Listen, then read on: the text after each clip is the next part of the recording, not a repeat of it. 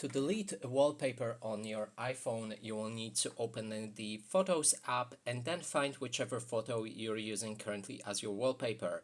Then click on that specific photo. There's the bin button in the bottom right corner of the screen, and here you can delete it. And now to change to different wallpaper, we'll need to lock our screen, then try to unlock it. And while you're at the lock screen, you can click and hold your finger in the middle of it.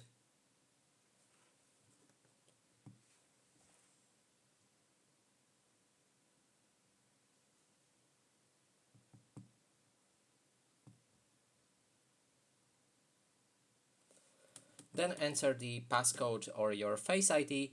Now we can select Customize and go for our home screen or lock screen, depending on for which you want to change the wallpaper for. And now select the different photo for it from the gallery right here. And that's it for this video. Hope you like it. Please consider subscribing to our channel, leave a like and a comment below.